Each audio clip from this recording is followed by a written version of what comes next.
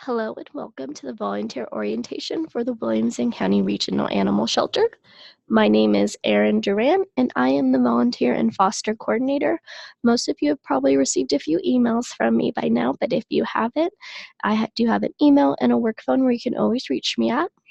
There are two interns, Marnie and Katie, that you'll also be meeting if you haven't already. They do most of the one-on-one trainings and they do some onboarding as well and can answer some general questions.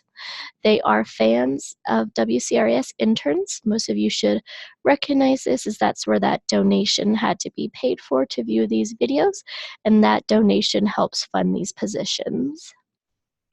We have public hours and volunteer hours. You'll notice that volunteers are allowed to show up earlier than the public.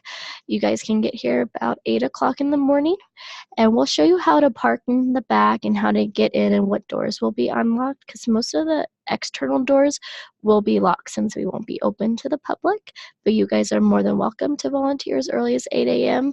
We do ask if you come in the afternoon that you try to wrap up and with your tasks a little bit before we close. We have a new adoption center, so that's this building over here.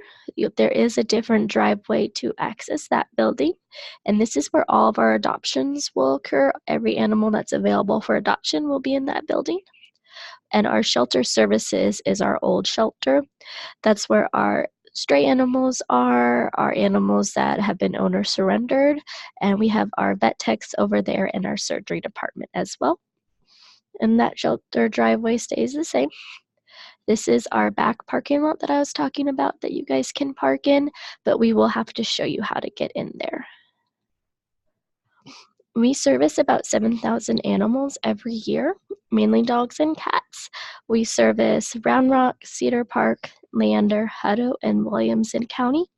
And even though we reside in Georgetown, we do not service the city of Georgetown.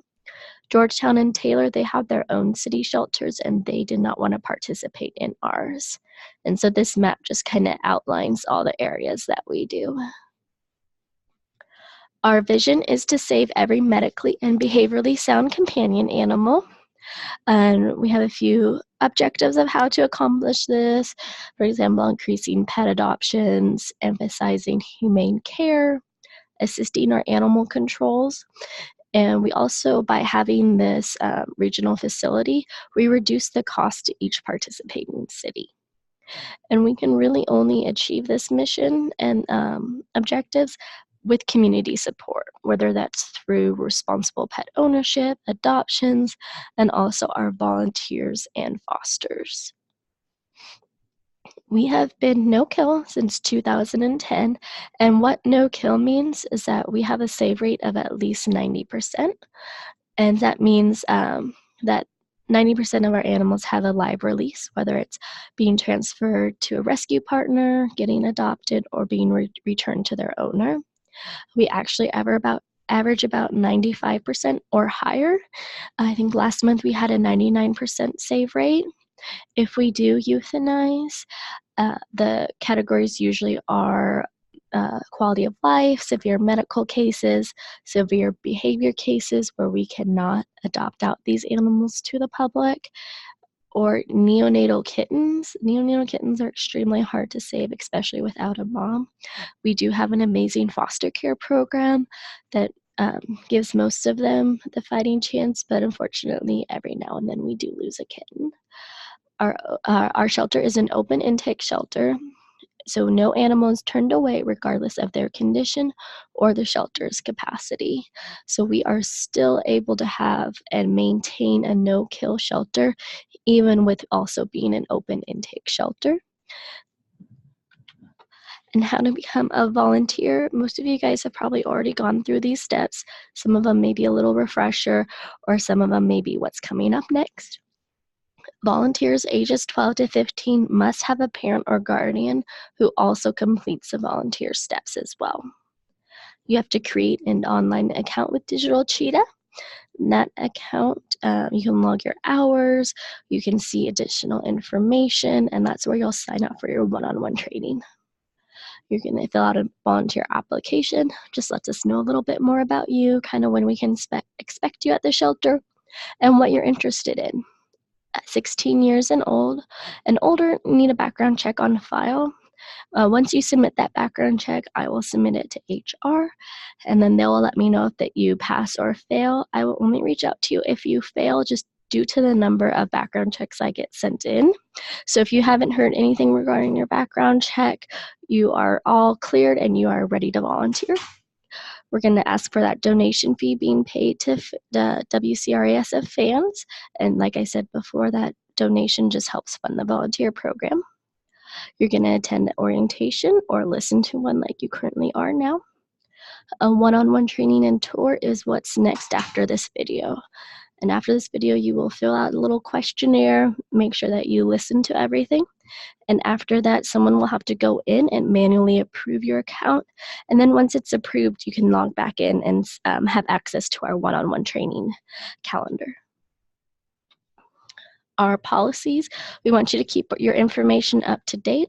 I do distribute information through emails, and we have volunteers that are very active on Face groups, so we always want everybody to join in. You can also post when your first day at the shelter is, and we can kind of set you up with a mentor. There's also a little message board in the volunteer area where you can also keep up to date with events going on. There is no drugs or alcohol allowed on county property, and this includes tobacco use. We do reserve the right to terminate volunteers. This is not something that we want to do. We need volunteers in order to operate. But if you do not follow our policies or protocols, then that is something we may have to consider. Volunteers must use sanitation and cleaning protocols. We get in animals from different jurisdictions. We get in animals with vaccine history, without vaccine history. So it's really important for us to sanitize between each animal, and also when cleaning, we have certain protocols that need to be followed. There are so many different ways that you can help. Right now, it's kind of come to the shelter, do your one-on-one training and tour, and kind of let us know what you're interested in. Eventually, we will be having a more structured system to where we can try and plug you in to where we think that you might fit. Also, it's completely up to you if you want to work directly with the animals, whether it be dog walking, socializing cats. We also have cats at off-site locations that need help.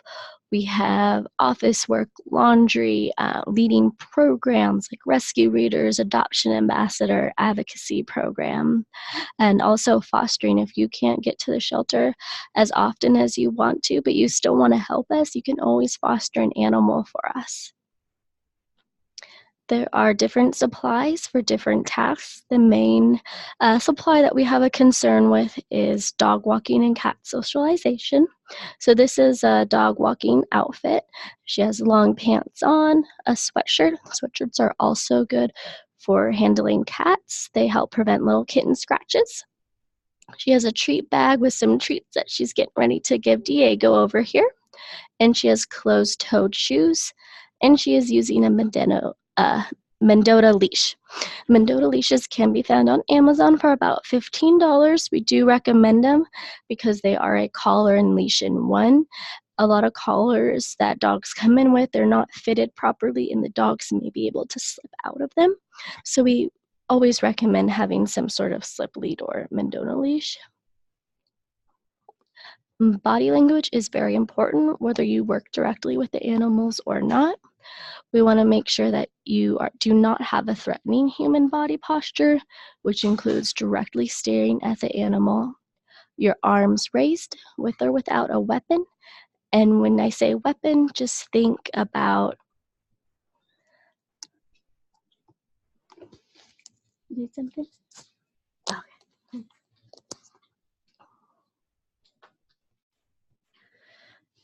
We want to make sure that your arms are not raised, and that's with or without a weapon. And when I say weapon, think of a pen, a dog bowl, a leash. The dogs don't know what that is, or cats too, and they may be frightened.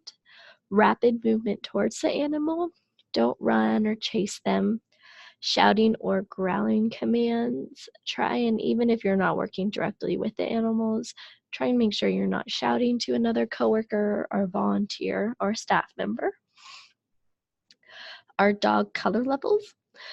These are not a judgment, they're just a tool to say how easy they are to walk on a leash. It is just our internal system. It's not even really for adopters either.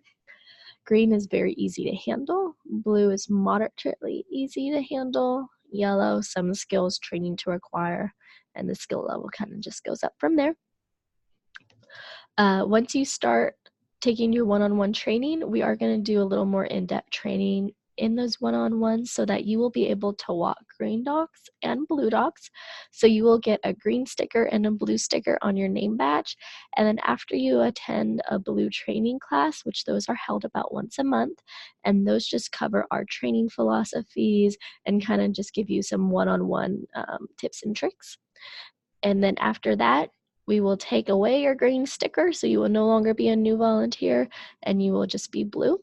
After the blue, to get to yellow, there's another class that's also about once a month, and you just need 40 hours of walking green and blue. This is a new system that we are rolling out, so please be patient with us as there may be some hiccups and speed bumps along the way.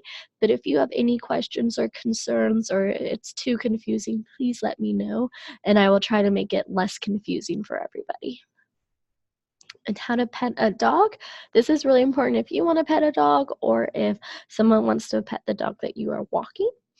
You always want to ask the handler if you can pet the dog. Some of the dogs, they may be scared while they're at the shelter. They may have stranger danger. So you just always want to ask the handler. And as the handler, we are asking you to be the advocate for the dog.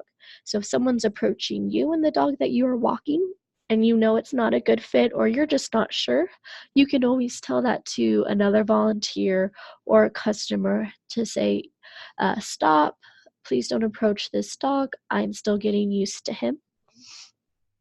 And then, but if you do know the dog and you do want to solicit someone else petting or someone lets you pet the dog, you always want them to smell the back of your hand first. It's very non-threatening, lets the dog get familiarized with you. And if they're still giving you good signs that you can continue, then you can pet the dog under the chin. Again, it's just non-threatening, kind of warms them up to you, and then just go from there if they're going to let you continue petting them. Kennel routine. 4 on the floor, when I say that, that is exactly what this dog is exhibiting. There are 4 feet on the floor. And they can be standing, sitting, or laying down. You really don't want them jumping on the gates or jumping on you. So once they're in this position, then you can enter their kennel. And then you want them to have 4 on the floor again. Then you're going to leash them up. They need to have 4 on the floor after that. And then you walk out, close the door behind you, and then exit out of the closest door. This helps teach them a routine, and it makes it easier for the next person that's going to take them out, and it also helps them show well to adopters. Cat color levels are completely different than dog levels. After your one-on-one training and tour, you will be a green level for cats. And you need 10 hours of handling green cats, whether it's at our on-site or one of our off-site locations. And then we just need a staff member or a red volunteer to sign off on you being yellow. Yellows, the fearful, shy, cowering. They may be stressed, escape artists, just may need a little extra TLC before they can become green. How to safely get a cat out of a kennel. You want to first read their body language.